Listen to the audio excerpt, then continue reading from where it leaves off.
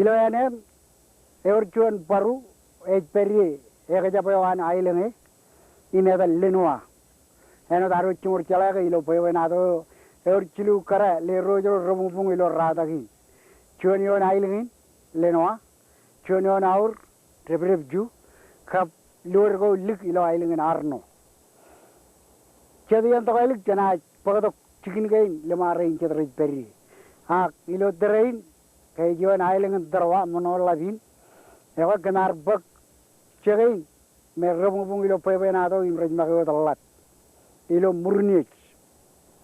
ijana iman pijain komi remalam loy juyo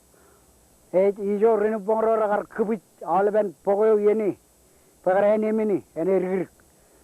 emman ene ture ar ijo rar kwal paru glebelebe jene juyo komi relam loy paru ragar kwal chenchin e bulu khilim rer rebagani onot bulay ud khane pewenado kwal berrijan ro ragar kwal paru yo elgin air bak pogoyom kamat ene uji em bagalam ngallo chicken kamat ko airum kamat tem chinrei em cha kenen bunin paruin wa agar mich bugu ritarina inchagan chechep chala taw nair mich polen kenege pewenado merin em kannegin ein chuen kannegin parugo lukun parugo meje kedar bali ranu dumri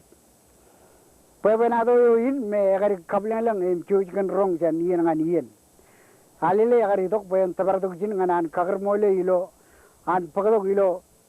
kajorin pija kabelin magad an pija magad poe jabre odro ragar ai guji im etot air gar changani waren pinetogi berello nalagan ewa yangane komijre manajum lo kiyo ijan komijlo pargo ko mere 4 kilometer jijo rar kwalok paruyo lenwa janeyam iyenin ejilo patayo gen karro allali helgin air bak paruyo janchi egar japar errek bok egar japar errek heneo pelin karuni nan or ene ije kenege eneo paruine perreo eme kejbaro peijo chicken paruyo enagane eno chimena ga ani buneni ijo e berri ego egar lam me jadu tu lowan rin pongrorar pogo medal mala dagar ijo chicken e buneni rorube ralak rube ewalok paruyo ewe kenege alabro ilo railing tarwa ieneo e boy air kar mijak rijiban ro boy chotko air kain manedim kien em rar jab kamle leisir pada rar chala odege lenwa boy benato laban ailing engane